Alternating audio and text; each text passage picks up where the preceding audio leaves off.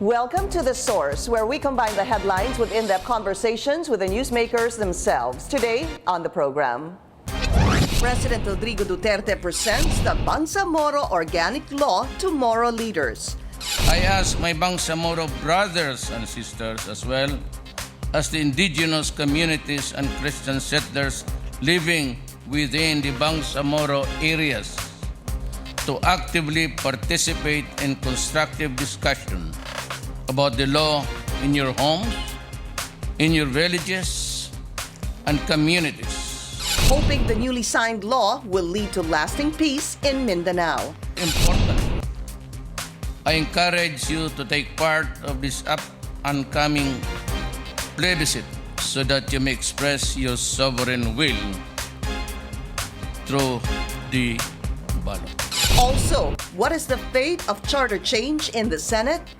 Parang naging unifying factor pa si Speaker Arroyo doon sa mga senador to go against Chacha. And as the government intensifies its federal campaign, I am confident that the Filipino people will stand behind us as we introduce this new fundamental law. a controversial video triggers public outrage. Senate Majority Leader Migz Zubiri joins us live. And later, are you jobless and a chocolate lover at the same time? This job might be perfect for you. That's for today's In Focus.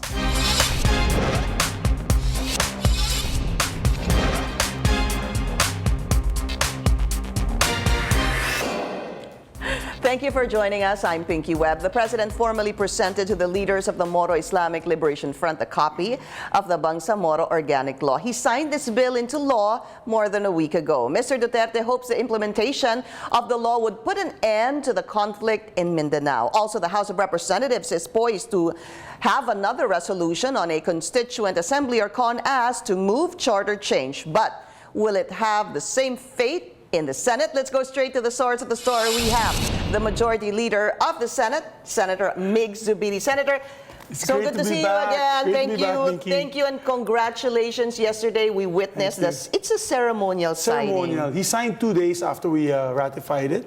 And I guess to show that he was really serious about passing this into law. Yesterday was basically a ceremonial one, inviting everybody to Malacanang, including the ambassadors and all the dignitaries and the peace panels. So it was quite, a momentous occasion for everybody. I still wear the wristband that they gave me, Bangsamoro Organic Law. Okay. And so now we're very hopeful. There's a new dawn for Mindanao. We really feel it. When I go to Cagayan de Oro, people are congratulating me. They're saying, wow, we have a chance to really grow and we won't have any boss. Senator, wala na ba mga bombahan? Wala na ba mga ano? Sabi ko, well, alam mo, meron talagang pasaway. Pero maganda dito, you have the main groups. This is the MNLF and the MILF, already willing to work with government for the development, for their self-determination, self-governance. And this is exciting times. I was with General Galvez yesterday. He's the Armed Forces Chief of Staff. These guys are very macho. The Armed Forces Chief of Staff, all the generals are very macho. But it was very emotional, Really? Yesterday. He was saying, I'm so happy, not for myself, Senator, I'm so happy for my men. Because, eventually, if the fighting stops, his soldiers will not die. Yeah. These people can live long lives. I mean, like other countries where their soldiers live happy and long lives rather than our soldiers dying in the battlefield every day. We have to put a stop to this. This is the promise of government for the peace process.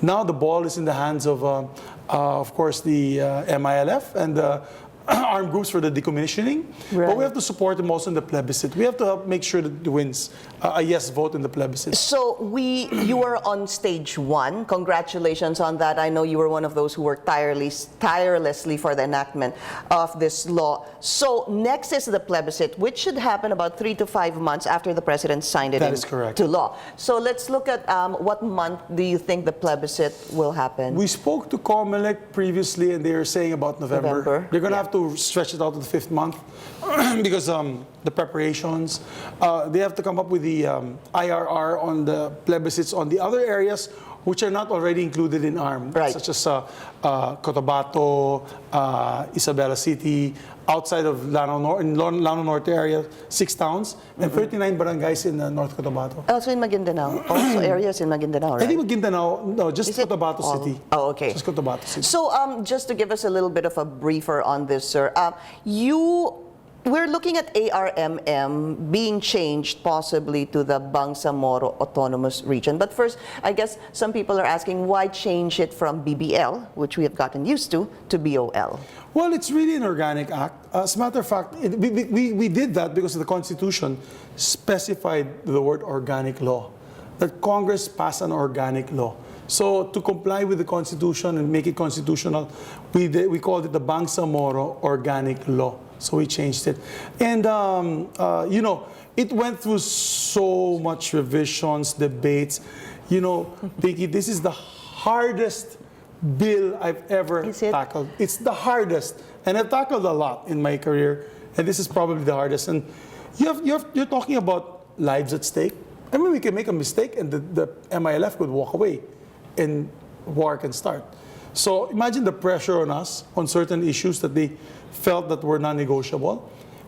Imagine trying to correct the constitutional infirmities that we saw that they felt was important. Right. A mere change of a word in the preamble sparked debate. Right.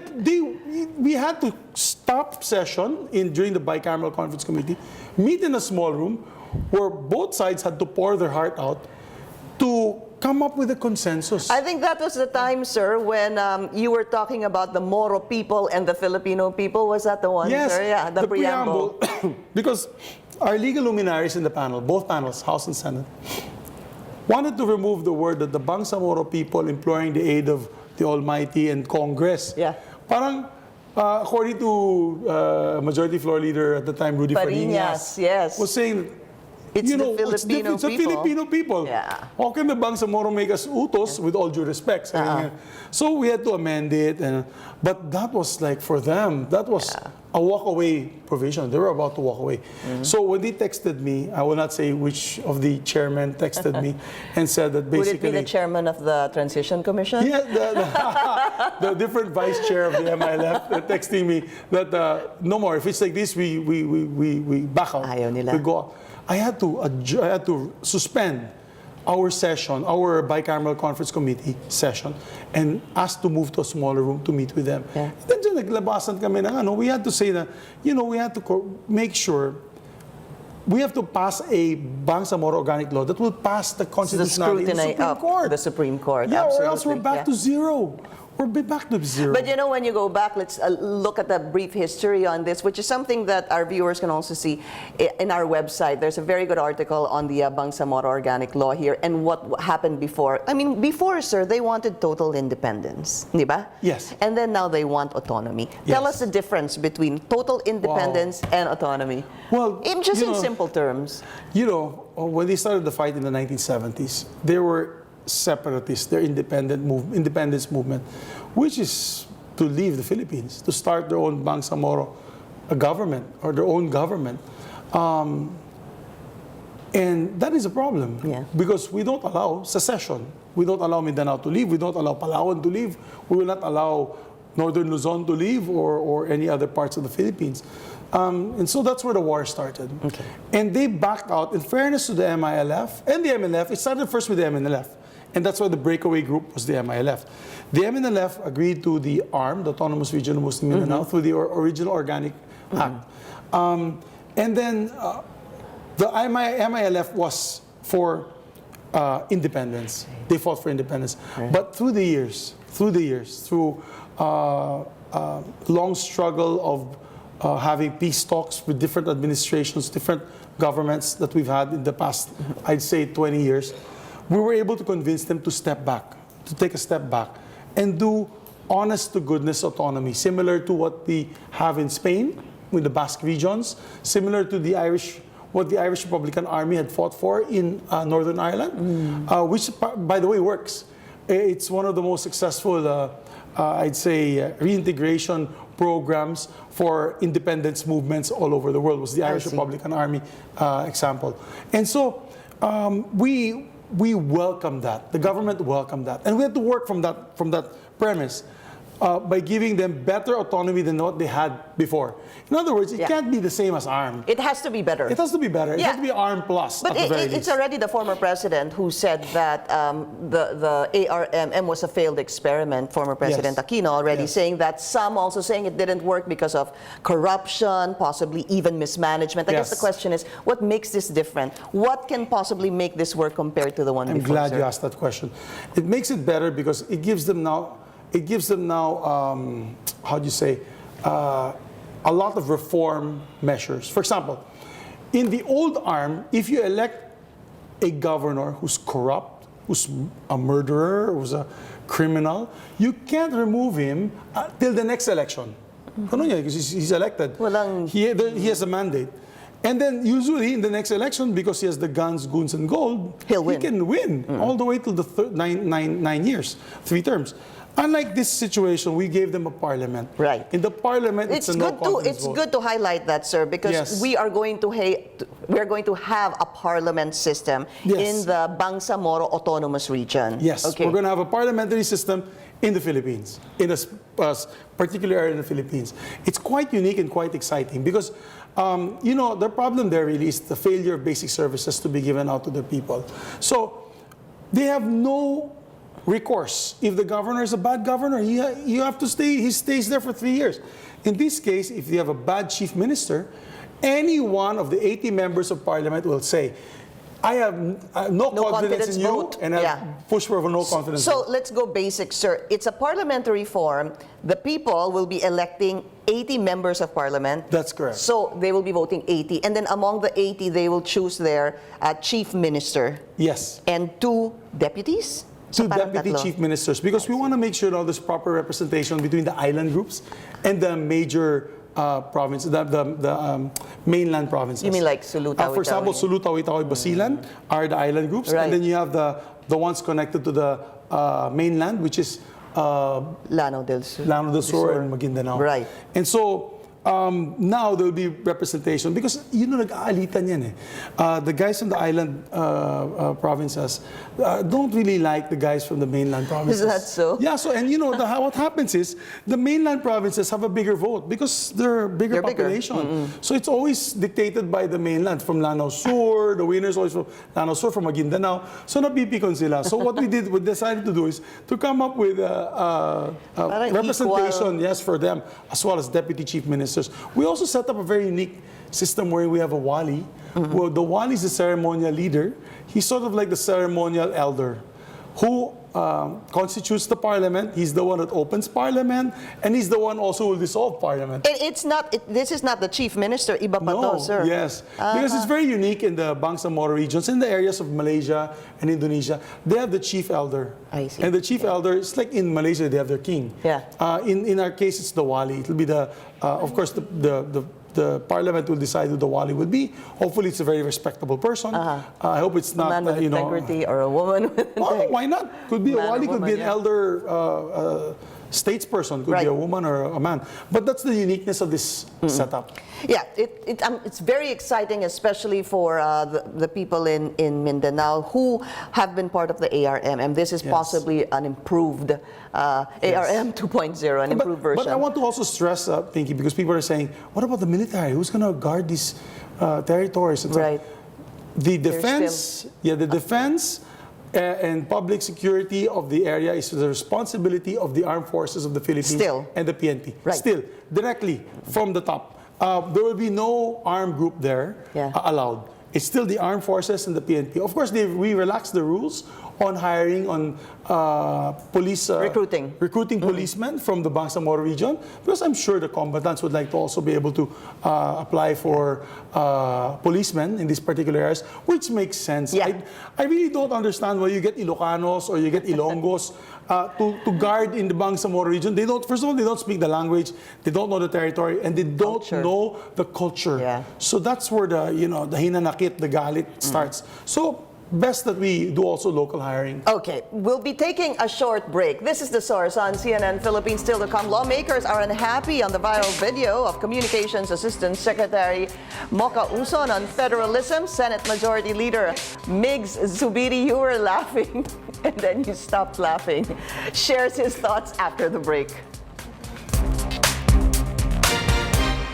You're watching The Source on CNN Philippines. Our guest today, Senate Majority Leader Migz Zubiri. Sir, so plebiscite in November, and then what? Yes, hopefully the BTA, the Bangsamoro Transition Authority, will be appointed by the President, and they will appoint amongst themselves who will be the Chief Minister. I just want to stress, Pinky, that we can craft the best law for them. It's like buying a car. It's like giving them a nice car. You can give them a Mercedes-Benz, but if they don't want to drive it off the cliff, then what can we do? So at the end of the day, it's still them who will make a decision on who their leaders will be, who will be able to really chart the path for a better Bangsamoro. When I say better Bangsamoro, peace and prosperity, no more carrying of arms. They just want to be businessmen, they want to be call center agents, they want to be tourism experts, because I'll tell you, the best tourism spots in the world are in these areas. I heard, sir. And you know, it's so nice to actually interview you with a big smile on your face when you're talking about the Bangsamoro Organic Law. Quite happy. So we are going to move on to another topic, sir. House resolution on Chacha, they want to refile, I believe, another resolution that specifically states that you convene as a constituent assembly with separate voting. What are your thoughts on that, sir? I think the consensus of my colleagues, look, with all due respect to the speaker, our speaker, you know, even if she's very sincere on wanting to push this forward, because I've heard her interviews and I agree with her, because I was part of the Venetia Congress where we were pushing for charter change, and we knew we got toppled many times by the Senate also. So I feel her frustration. I'm one of those who believe in charter change. This charter needs amendments. It's outdated. There are certain provisions that really we have to amend. But I think my colleagues are in the consensus of what are we going to amend first?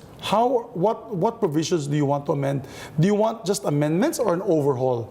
I think before we can actually accept the, this is what we discussed the other day. Before we can accept the resolution and pass our own resolution, I think we have to agree on certain points now what we want to amend. Are we going to go federalism? But how? For example, I told you, I have misgivings on the CONCOM, with all due respect to Justice Puno. I think 18 federal states will not fly, because there are federal states that will not survive. They're not going to be economically viable to survive. But isn't there like a fund on that, sir, for those poorer states? Meron parang equality fund silang nilagay in the CONCOM. Nilalugi pa yung mayayaman na state. Sabihin ng mayayaman na state, para kayo pa tayo mag-federal state, ibibigay ko yung pera sa maliit na state. So it's simply, sir, you're open to it. No, but, I'm a federalist. Yes, but ayaw niyo po yung model ng CONCOM because it's 18 federal states. That's one. I was hoping that it'll be more like Luzon, Visayas, Mindanao, and Bangsamoro. So why the setup? Because if you have Luzon, for example, it can stand alone. It's very rich. Then you have also Visayas. They can pool the resources. Lalo na Mindanao, because there's mining, there's fishing industries, there's agriculture. Right. So we can pool the resources. But if you put them on separate regional states, how is, for example, region 9 going to survive? That's the Zamboanga areas. Right now, they're doing very low GDP of about less than 5%, I think 4%. And then how will the Bicol area also survive? How will the Caraga area survive? How will the Cordillera survive, for example? Hindi nila kaya. They cannot. Unfortunately, they will not have enough funds internally generated to pay for the ERA. You know, I've always wanted to ask the CONCON delegates this. Who will pay for the ERA of the municipalities and cities and provinces? Right now, all these cities, LGUs, are earning a lot. I'm telling you, one province gets about 2 billion. For case in point, Bukidnon. Okay, sir. Bukidnon is gets about 2 billion in ERA from the national government. The province.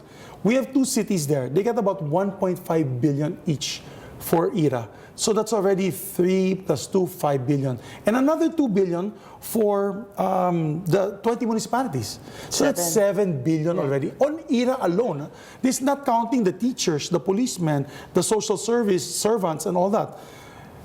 Now, I checked with the RDO of the BIR. What is the total income collected in Bukidnon in terms of income tax, excise tax, lahat ng gobyerno?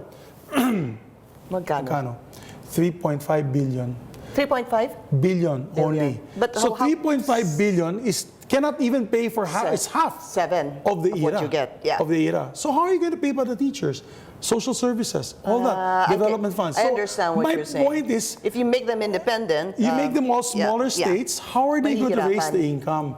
But Bukidnon, together with Mindanao, kaya. Kasi we have also the mining interest in Caraga area. Then you have the fisheries resources of Jensan and of course of Zamboanga. And so these are in the tourism areas Right. all over Siargao. So you have a totality. It can survive in totality. Okay. So these are the things that we have to discuss with the House. So you obviously you have been open to federalism, but it's the model that I guess you want to really discuss further because you're Yes. not keen on this 18 federal states. All right, sir. So Cha-Cha, that is one. Second would be, of course, some provisions in the Constitution. Some say just change the economic provisions. We've been Yes. talking about that since that's automatic. We the can do past that. presidents, right? But not change the form of government. Yes. To some senators, they are not willing to do that. So you're open to that, and you already said that you agree with the speaker that Yeah. you should vote separately. Oh, on this, definitely. yeah. I think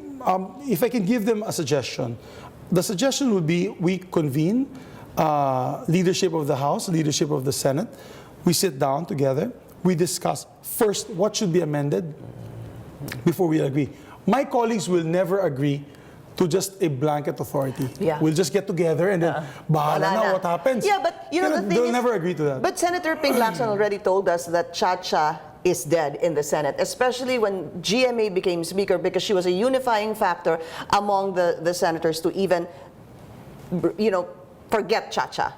What do you think? Is Cha-Cha dead? Fortunately, I can work with her. She's my godmother. And then You were the Spice Boys I was one of the together Spice with Boys. So, Congressman Andaya. Andaya, so we have no problem with that. But I also represent the Senate. Yeah. And as majority floor leader of the Senate, I have to, of course, consult the majority members. And you're correct. There's some misgivings of some of my colleagues because they have a past with the former president. But then again, I think it would move faster if we can decide on which provisions to Right, amend. yun muna. Yun All right. muna. So, sir, what about the video that came out? Of course, we need to get your reaction. Kanina natatawa kayo dun sa viral video nga because a lot of the senators already gave the reaction. I didn't hear a reaction from you, sir, about this viral video on Mocha's federalism. my friend, so Okay. I don't want to add to the chorus of criticism she's already getting now. I think she knows what she did was quite controversial. I leave it to my Senate President and Senator Coco's reaction. Yeah, but We- Senator Coco was already saying she should, separate herself from federalism because of this. Do you agree? Well, dapat bang dumistansya na I siya? leave it at that. What I respect I respect the instructions given by Coco, and I respect the instructions or the statements given by the Senate President. But does a video like this or a jingle like this help the cause of federalism? Because Absolutely not. Absolutely not. We have to take it to a higher level playing field. It can't be. It cannot be animated like that. I mean, it has to be. People have to understand. For example, this just simple question: will these 18 states survive independently economically? Hindi, sir. I mean, that's a very good yung question first to ask. question is, sino ba yung 18 states? Yun muna. Ayun nga. Hindi You know, ba? I'll tell you, Pinky, if you had a chance, invite Senator Ralph Recto. Okay, I will. Senator Ralph Recto It's a standing will invitation, eat sir. that alive, the con, because he's a stickler. Well, you saw the class picture, right? Yeah. He's a class treasurer. So anything that has to do with economics, he is That's his forte. He's That's he's our Senator expert. Ralph. All right, He's a forte. we'll be taking another short break. Very quickly, Train 2 when we return.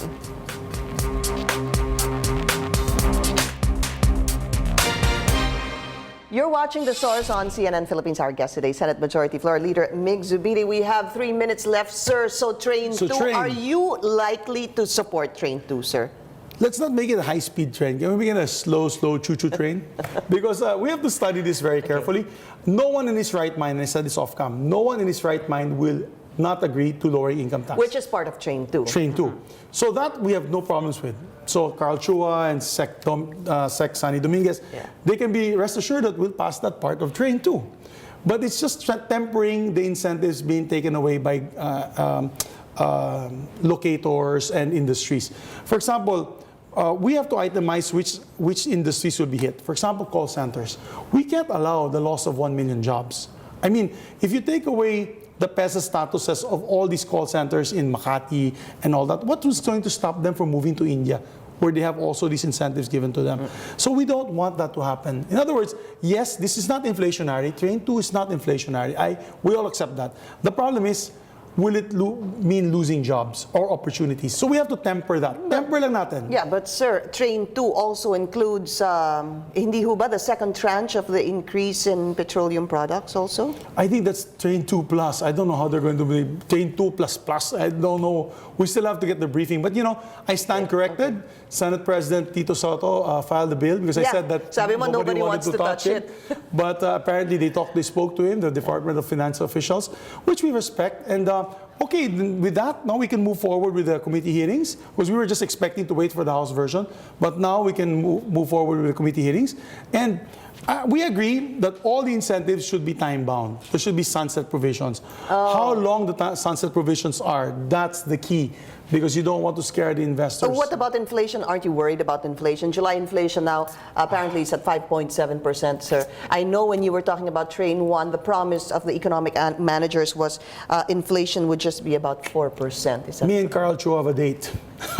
You Sec Chua. Because, you know, he told us when he passed Train, it wouldn't be the inflationary. So we'll see their explanation. There's actually a DBCC meeting in the Senate now. I'm going to try to catch up. But, so you're still open to it? No, we're still open to it as long as there's minimal impact on loss of jobs. Okay, very quickly, did Train 1 work? O naging pasakit ho ba siya sa mamamayan? Well, Train 1 was the inflation that we have now is a combination of the high fuel rates. You know, I'll tell you, if you look in the world market, it's about $85 to $90 now per barrel. So it's not the fault of, in a way, it's not all the fault of Train 1.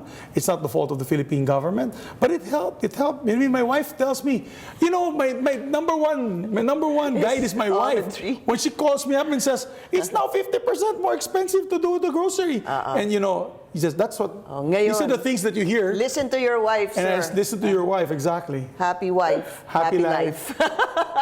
Sir, thank you so much for joining us, the Senate Majority Leader. And good luck, sir. You have a lot on your plate. However, you only have a couple of months left because you have a lot of vacations in between as well. So good luck, sir. A lot of work. Maraming salamat po sa inyo. Thank you for joining us here on The Source. I'm Pinky Webb. You're watching CNN Philippines.